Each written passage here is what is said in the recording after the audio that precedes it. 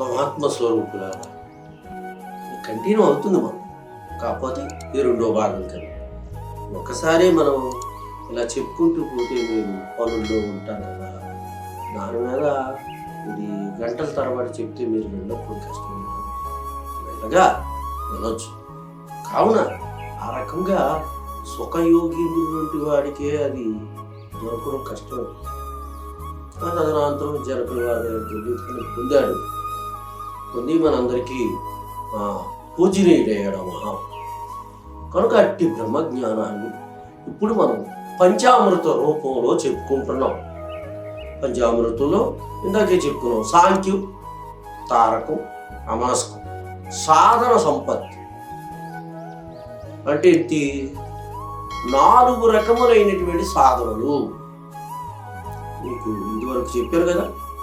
ఇట్టి సాధనల పేర్లు కూడా తెలియలేనటువంటి, కనీసం ఆ నామం కూడా తెలియలేనటువంటి వారు ఈరోజు ఏమో చెప్తున్నారు. చెప్పలేమండి, మీరు వినండి. పుణ్యాత్ములైతేనే ఇటువంటి విషయాన్ని, పూర్వజన్మ పుణ్యం ఉంటేనే కానీ వినడానికి, నాబోటి వారికి చెప్పడానికి కూడా అర్హత లేదు. శ్రీరామచంద్ర ప్రభుల వారు కూడా 16వ ఏట వశిష్ఠ భగవానుల ద్వారా 21 రోజు విన్నారు. దీన్ని కంటిన్యూ ఖాళీ లేకుండా నడవకుండా విన్నారు అతను. శ్రీరామచంద్ర ప్రభుల వారు వశిష్ఠ భగవానుల ద్వారా అలాగా అతని ద్వారా ఎంతో విన్నారు. గ్రేట్. మనం ఎవరైతే దేవుడు అనుకుంటున్నామో ఆ రామచంద్ర ప్రభుల వారు కూడా 21 రోజు కంటిన్యూ విడిచిపెట్టుకుంటా ఉన్నారు. అటువంటిది ఈ బ్రహ్మ విద్య.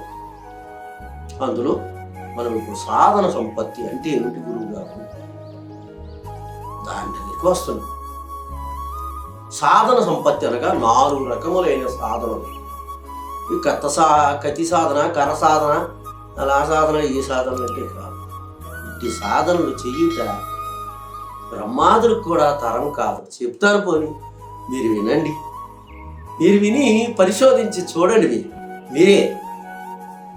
మరి ఇటు సాధనలు మనం చేయలేనప్పుడు, అంటే తెలిస్తే 1000 మందిలో ఒక్కడైనా చేస్తాడు కదా అన్న ఆ రకమైనటువంటి కోరికతో ఇటువంటి విషయం చెప్తున్నాను. మరి నాకెలా వచ్చింది చెప్పండి? నేనేం పుట్టలతో నేర్చుకొని రాలేదు కదా. నాన్నలారా, చెప్తే తెలుసుకోవాలి, తెలియబడాలి. ముందు ఈ ప్రపంచానికి తెలిస్తే అందులో 1000 మందిలో ఒక్కడు నేర్చుకున్న నా ఈ ప్రయత్న సఫలీకృతమే. ఒక మహారాజు, విద్యాధరుడనే మహారాజు ఆ ఊళ్ళో, అంటే అతని రాజ్యంలో దండోరా వేయించాడు. ఏమిటి దండోరా? నేను ఈ రాజ్యాన్ని విడిచిపెట్టి సన్యాసం స్వీకరిస్తున్నాను, కావున రాజ్యంలో ఉన్న వాళ్ళందరూ వచ్చి నా ఆస్తిని తీసుకోండి, మీకు కావలసిన ఆస్తి అంతా నేను పెడతాను, ద్వారములు ఎందే చెంతనే పెడతాను, ఆ ద్వారముల దగ్గరికి వచ్చి నా ఆస్తి అంతా మీరు తీసుకొనవచ్చు. ఇది దొంగతనం కాదు, కావలసిందంతా తీసుకోండి, నేను సన్యాసం స్వీకరించుదాం అనుకుంటున్నాను. ప్రజలారా, నా ప్రజలారా, మీరు నా ఆస్తినంతా తీసుకొని సుఖశాంతులతో వర్ధిల్లండి అన్నాడు. అంటే వీళ్ళు ఏం చేశారంటే వెళ్ళిపోయారు. ఊరుకుంటావా? రాజుగారి ఆస్తి ఓ ఉదయం లెగ్గానే సంచులు పట్టుకొని, గోల్ సంచులో ఏ సంచులో పట్టుకొని పారిపోయారు. రాజుగారి కోట 7 దర్బారు, 7 అంతస్తు. అందులో మొదటి అంతస్తుకి వెళ్ళేసరికి చూడండి, ఏమిటండి వరహాలు అనేవారు ఆ రోజుల్లో. వరహాలు రూపాయి వాయిస్ కట్లం. జనమంతా వెళ్ళిపడ్డారు రాజ్యంలో ఉన్న వాళ్ళందరూ. అందులో 10వ వంతు వదిలేశారు, కానీ మిగతా వాళ్ళు అందరూ సంచులు ఎత్తుకుని వెళ్ళిపోయారు. ఎక్కడో మొదటి అంతస్తు, మొదటి ద్వారం. ఆ మిగతా వాళ్ళంతా 2వ ద్వారం దగ్గర. అక్కడికి వెళ్ళేసరికి అక్కడే ఉంది. వాళ్ళు అక్కడికి వెళ్ళేసరికి ఈ రూపాయి కాయిన్స్ లేవు, అంతా వందలు వేలుతో కూడుకున్నటువంటి కాయిన్స్ ఉన్నాయి. అమ్మో కింద ఉంటే మన దెబ్బ అయిపోయిందో అని వాళ్ళు ఏం చేశారంటే ఆ రకమైనటువంటి ఆ 10 మందిలో 190 మంది అంటే నేను బ్యారేజ్ చేసి చెప్తున్నాను. 10 మంది అంటే 100 మంది అనుకోండి, కింద ఉన్నది 100 అనుకో, మీదకి వెళ్ళేసరికి ఆ 10 మంది 100. అందులో ఉన్న వాళ్ళందరూ ఆ కాయిన్స్ అని ఎక్కువ వాళ్ళు వెళ్ళిపోయారు. అందులో 10 మంది వాడు మూడో గదికి వెళ్తే వెండి అమ్మో వెండి బాబో అని చెప్పేసి ఆ వెండిని వాళ్ళు నాలుగో గదికి వెళ్ళారు. అక్కడ వెండల్లా పోయి బంగారం, అమ్మ కింద ఉండిపోదు దెబ్బ అయిపోదు అని ఆ గదిలో ఉన్న బంగారానికి ఈ 10 మంది అంటే 100 మంది అనుకోండి, అలాగే వాళ్ళు సొంతకి ఎక్కించేసుకున్నారు బంగారం. అక్కడ మిగతా 10 మంది ఇంకా 5వ గదికి వెళ్ళారు. 5వకి వెళ్తే ఇక్కడే ఉన్నాయి ముత్యాలు, ముత్యాలు కెంపులు, ఇలా ముత్యాలు కెంపులు నవరత్నాలు, అమ్మమ్మ ఇంత ఎక్కువ ఖరీదైన వస్తువులు ఉన్నాయి. ఆయన 5వ గది 6వ గదికి వెళ్ళారండి. ముగ్గురు మిగిలిపోయారు. 6వ గదికి వెళ్ళారు ముగ్గురు. అక్కడికి వెళ్ళేసరికి వజ్ర వైఢూర్యములతో కూడుకున్న సంపద ఉంది. ఎటు చూసినా వజ్ర వైఢూర్యములు. అమ్మా బతికేవరా కొని 6వ గదిలో ఉన్నటువంటి దాన్ని అంతా ఆ ముగ్గురులో 2 దాన్ని బాగా ఎక్కించేసుకున్నారు. అందులో ఒకడు మాత్రం వేలు ముట్టుకోలే. ఈ 6 గదులు చూశాడు కానీ వాడు ముట్టుకోలే. ఆ 7వ గదికి వెళ్ళాడు. ఆ గదిలో ఒంటరిగా రాజేంద్రులు వారు కూర్చున్నారు. నిర్మానుష్యముగా, నిశ్శబ్దముగా, ఏకాంతముగా రాజుగారు అలా కూర్చున్నాడు. ఇతను వెళ్ళాడు, చూశారు అక్కడ ఏమీ లేదు. మళ్ళీ రాజుగారు తప్ప ఎవరూ లేరు. రాజుగారు అతను చూశాడు. రానాయన ఏమి నాయన, నా ఆస్తి అంతా 6 గదుల్లో పెట్టేశాను కదా, ఏవి దేనికి మీదకి వచ్చావు? మహాత్మా, అవన్నీ అనిత్యములైనటువంటివిగా నాకు గోచరమైంది. మరి నాకు తృప్తి కలగలే వాటి మీద. శబాష్, నీ బోటి వాడే కోసమే ఎదురు చూస్తున్నాను. ఆయన రా, ఇదిగో నా ముద్రిక, నా అంగుళీకం, ఇదిగో నాయన, ఇది వాటన్నిటికంటే గొప్పది. ఇది ఉంటే అవన్నీ వచ్చేస్తాయి.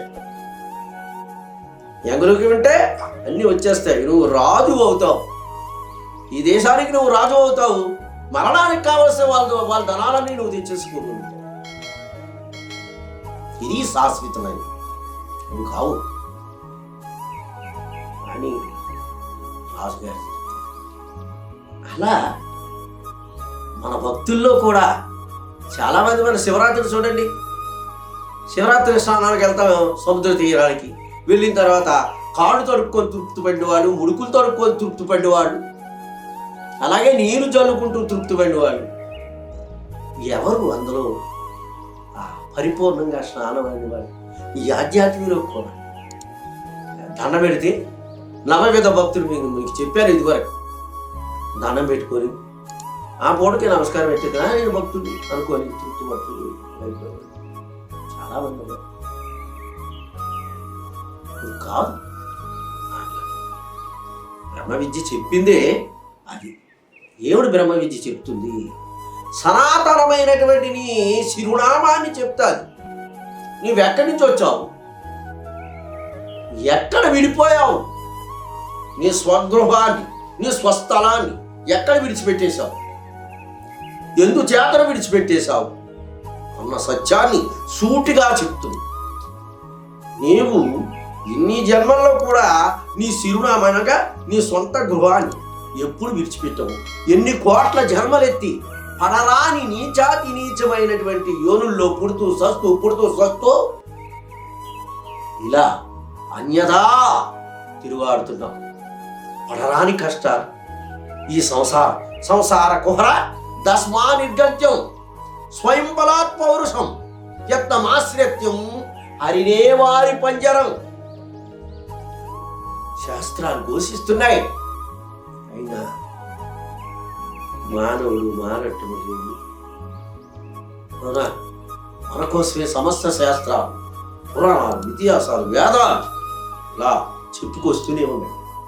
ఆయన అనిత్యమైనటువంటి ఈ ప్రపంచ విషయాల్లో తిరుగుతున్నాడు. ఇప్పటికైనా మారు. శాశ్వతమైన సనాతనమైనటువంటి నీ చిరునామా తెలుసుకో అని శాస్త్రాల ద్వారా కూడా చెప్తూ ఉన్నారు. కానీ వాచ్యార్థంగా విన్నోడు, అందులో వాచ్యార్థంగా విన్నోడు చాలా తక్కువ. ఆ వాచ్యార్థంగానే విన్నవాడు చాలా తక్కువే. ఇక అనుభవార్థంతో కూడుకున్న వాళ్ళు ఎక్కడ తండ్రి? కనుక ఈ సాధన సంపత్తి అన్న దాంట్లో మనం సాంఖ్యం, తారకం, అమనస్కం తర్వాత సాధన సంపత్తి, అందులో మొట్టమొదటి సాధన సంపత్తి అనగా 4 రకాల సాధన. ఏమిటా 4 రకాల సాధనలు? నిత్యానిత్య వస్తు వివేకం. దయచేసి శ్రద్ధతో వినండి మహాత్ములారా, పుణ్యాత్ములారా, శ్రద్ధగా వినండి. ఇది వినుట వలన ఎన్నో జన్మల పుణ్యం మనకు కలిసి వస్తుంది. నిత్యానిత్య వస్తు వివేకం మొదటిది. రెండోది ఇహమూత్రార్థ ఫలభోగ విరాగం. చూసారా? ఇహమూత్రార్థ ఫలభోగ విరాగం. 3 మొట్టమొదటిది నిత్యానిత్య వస్తు వివేకము, రెండోది ఇహమూత్రార్థ ఫలభోగ విరాగము, 3 సమాధి సట్క సంపత్తి, 4 ముముక్షత్వం. నీవు ముముక్షత్వం పొందాలి అనుకుంటే, నీవు మోక్షానికి అర్హుడు కావాలి అనుకుంటే ఇట్టి సాధనలు ఈ 3 చేయాలి. ముందు ఉన్నటువంటి 3 సాధనలు ఏమిటవి? నిత్యానిత్య వస్తు వివేకం, రెండోది ఇహమూత్రార్థ ఫలభోగ విరాగం, 3 సమాధి సట్క సంపత్తి. ఈ 3 చేసినటువంటి వాడే ముముక్షు అవుతాడు, అనగా మోక్షానికి అర్హుడు అవుతున్నాడు. ఓ భక్తాత్ములారా, కనుక ఇట్టి విషయాన్ని మనం ఏ మహాత్ము ద్వారా వినాలి.